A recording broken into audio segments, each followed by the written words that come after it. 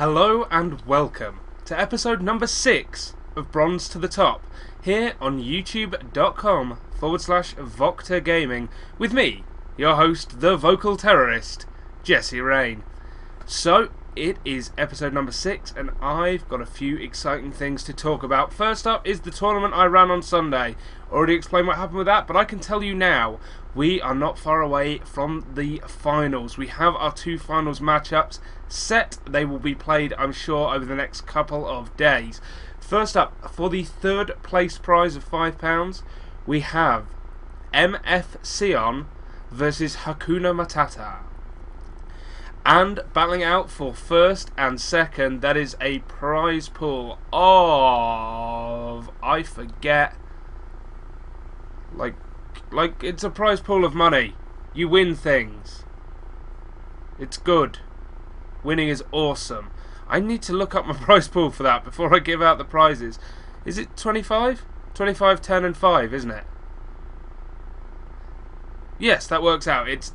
Yes, 25, 10 and 5 makes 30. I am good at maths. Yes, I am. That's why I play StarCraft. The point is, it's Fluid Soul versus Robbie G. And Robbie G, of course, a runner-up in the very first ever tournament I ran.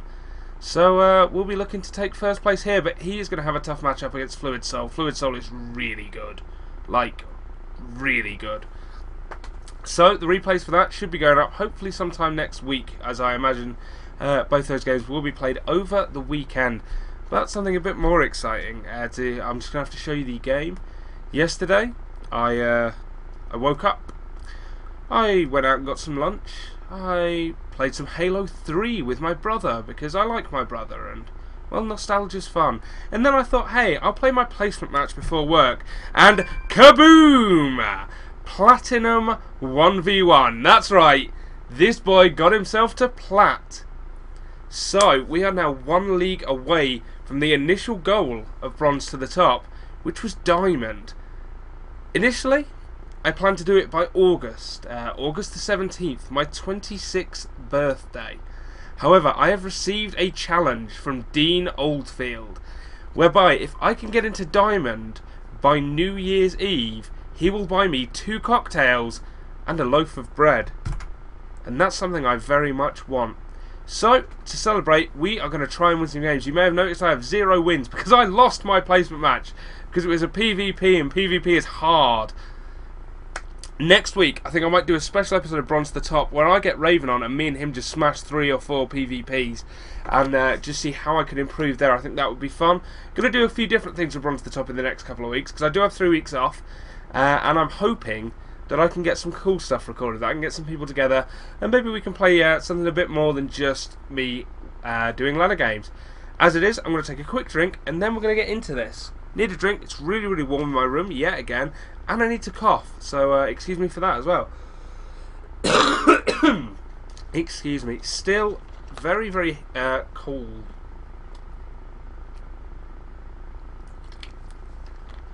As in, I have a chest cold. And it's making it very difficult. Oh my god, I've not even talked about the most exciting thing yet. I got to cast Cast vs Morrow in the PokerStrategy.com League on SCV Rush. Oh, it was insane. Me and Celebreth got together. Celebreth had to be called up like 2 hours before the cast because unfortunately Apoth could not be there. It was so much fun. I got to cast 10 games of these guys and I really felt for the first time that I was a professional caster. I had a lot of fun with it, but I worked very, very hard, and I think that came across. The feedback I've received so far is that my analysis was a lot better, that just my aura in general was a lot more confident, and it was really heartening to hear that from these people. So hopefully I'll be asked back to cast some more stuff for them in the future, and it should look pretty decent on my application for the After Hours Gaming League. Oh, it was so much fun. Huge thanks to everyone at SCV Rush for just allowing me to be involved with that. I am in plat. I am so pleased. I've got 11 bonus pool. Let's kick it. As I smooth my mustache. It is Movember. I'm not growing a mustache because I already have one, along with this luxuriant beard. But you can donate to some of my friends doing it. Guys like the Rockstar Spud. I know Cy Sanderson is doing it. Everyone's doing it. Just If you were thinking of donating for me, go donate to someone else, anyone else, I don't care who. So up against a Zerg, and I haven't lost a Zerg in a little while, so it's going to be very interesting to see if I can win this. Now I am in Platinum. He is slightly favoured, probably still Plat League though. I'm probably hovering around the edge, I've got that kind of feeling.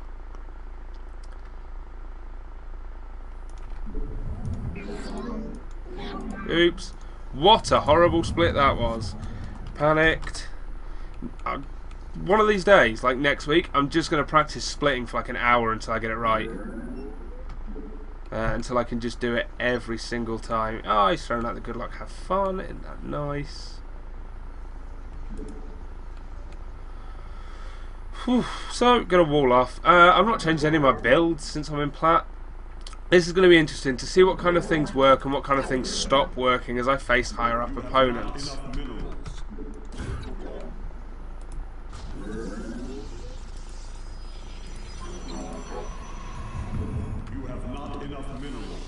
And it's something I'm very interested in looking at, is seeing, I mean, can I still take the third? Can I still kill the third base against Zerg?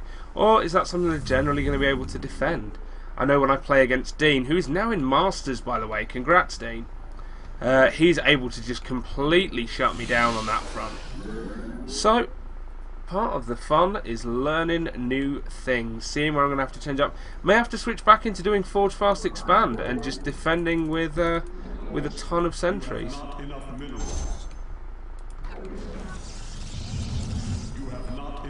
So we already have a pull going up, so this is going to be quite aggressive.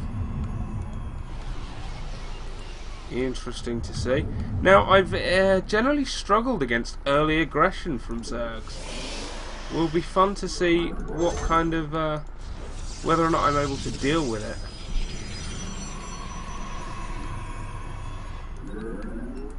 You have not enough minerals. Your probes are under attack.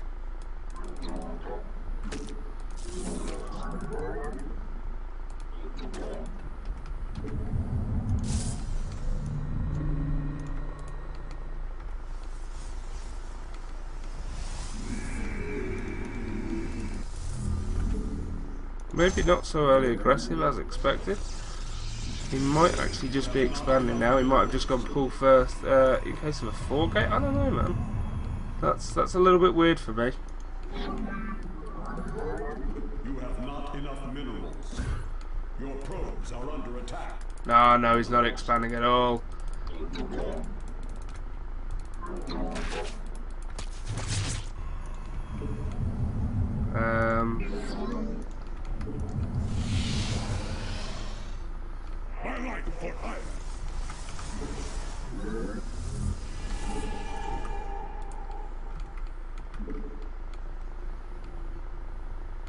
I feel like I'm going to be fairly safe against it though, to be completely honest. If he does decide to push out.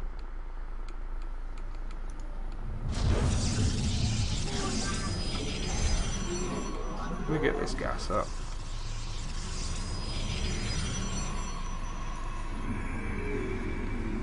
I'm here in the shadows.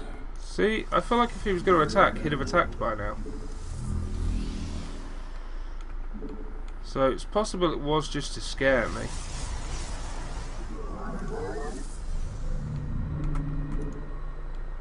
Nope.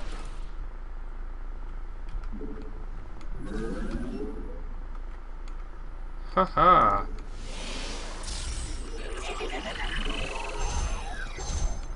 Well, now I've got a sentry out. That should be shut down indefinitely. We're going to get a second sentry. Just to be safe, I'm going to need to build another pylon over here. I'm going to build it up here so I can walk stuff to the low ground if need be. I can probably afford a robo. Yes, I can. I'm going to put that here. Everything's kind of out on the front at the moment, so it's easily scoutable by him.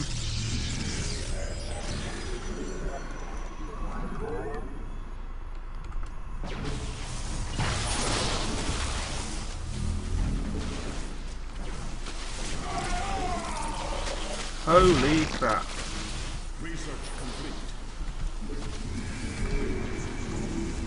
That was fast. I probably should have force fielded better. Never mind. I was just not expecting roaches like that. Ah, they're not on 5. No, dead. You require more Vespene gas. I am simply at this point dead. So interesting. That's new on me. Don't actually have enough pylons for that.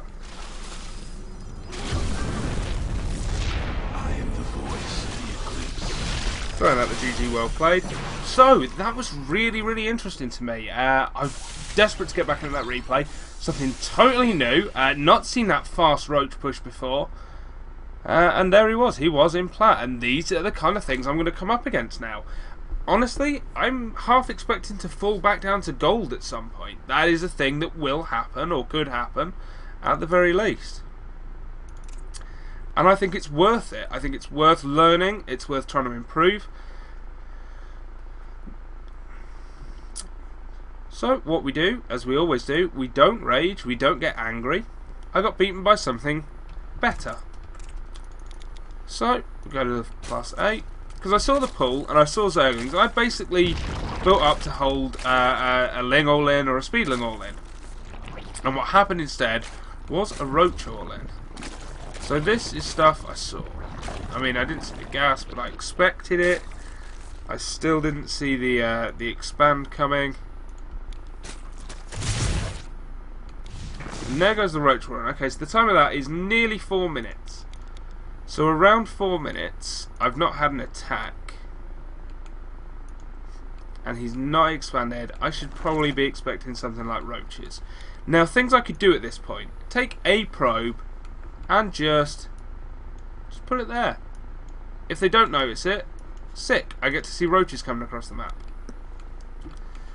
So what we're going to look at from this is what's going on in my base. Right now, I have, yeah, the right amount of minerals. I'm building up stuff to get the 2 extra gateways. I know a specific point, there's something I want to talk about that I do incredibly wrong. So I have the 2 gates. First thing I should do here is immediately, bam, shift 5. Put them all on 5, so I don't do that stupid thing where I'm building up other stuff. But that is, that's not a ton of roaches. That's what, 7 roaches? 7 roaches going to hit me. I've got a second sentry coming out. Got 2 gateways coming up. Could have chronoed this once, so that when that finishes, that is done, and I can straight go into that. Now, here is where I fail. I let too many roaches up here. Honestly, like, I see the Speedlings and I think, I'm going to kill them. So I don't quick force field. I'm actually going to put this down to normal, and hit the right key. Now, there are what? 3 roaches up here, and a Speedling. And they're giving vision to these as well, are they? No, those are just milling about. So there's decent force field placement. It's just that I don't have enough. Yeah, there we go. They're able to hit my Zealot. So the real way to deal with that, of course, is to force field as soon as I see the Lings, force field there, stop any of these roaches from getting up.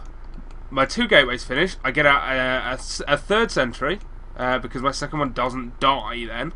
I get out a 3rd sentry so I can force with that forever. I start pumping out stalkers so I can fight. I don't have these here so I can stand stalkers here and hit down. This was just poor placement from me. And I have the Robo getting done. So the Robo will get done, I can get Immortals out and then just go and crush him. I can literally just walk across the map and kill him. Right now, see, he's just doing this. This is a pressure build. This was not intended to kill me as far as I'm aware. It's just attempted to kill and expand. It's simply my poor force fields that let me down there. He gets his expand up late, but he would still be ahead of me if we check the units. Like, I mean, he could drone up. He could drone up and catch me. The important thing for me is to hold this. Don't let any roaches up here whatsoever. Continue probe production so that when I can expand, I can already saturate the base, essentially. So, interesting stuff there. I've learned a bit. My first loss to Zerg in a while. And it was to hyper-aggression. We've learnt before I struggle with aggression from Zergs. So I think we've learnt quite a bit from there. Wouldn't you say? If we can quit out of that, please, as my computer slightly freezes. So, that is part 1 of episode number 6 of Bronze to the Top. I will be back shortly with part number 2, in which I will jump back on the ladder and try not to lose again. At least to the same thing. That's, in fact, just quickly before I go on, that's a thing I want to talk about here, and I think this is a good point to talk about it. A friend of mine, who I assume watches these videos, I think he's mentioned that he's seen them, he definitely watches me cast, Michael Wolfenden. I've spoken about him a lot on here. He's a really nice guy, I get on with him loads, we have fun playing team games, and we were racing to Platinum. Yesterday, we both got placed. Me into Platinum, he got demoted to Silver. And Wolfie is a great player. He's just been signed to Link, by the way, the team Link, through their StarCraft 2 Academy. Like, he's on their Academy program, whereby they will essentially train him up in the hopes that he'll get good enough to be a member of the main proper team at some point. And I've no doubt that he can reach that point. He's really good. But his problem is, the way he approaches the game, for me, is wrong. In that he gets really, really angry when he loses. The way I see it is that wins and losses don't matter to me at this point. I have a goal. My goal is to get into Diamond. That is my one goal. My goal isn't to win games. My goal isn't to not lose games. It's to get into Diamond. And the best way to get into Diamond is to make myself the best player I can be. So, instead of worrying about wins and losses and points and all that other like guff that confuses things, I'm focused on being the best player I can be, so that I can get into Diamond and stay in Diamond. And so the way I look at a loss like that, instead of going, oh, I lost, I'm so angry, I could have done this, rah, rage, I'm not going to ladder for 3 years. Instead, I just look at it, as we did, I went through the replay, and I analysed it, and I said, here is a point at which I could have stayed alive, not necessarily won this game, but I could have stayed alive at this point. All I have to do is do this. Now, the only time I will get angry is, say I go into the next game, and it's a Zerg who does exactly the same thing, and I make the same mistake. That will get to me. That frustrates me. Because that's my real goal. Don't lose to the same thing twice. Don't make the same mistakes twice.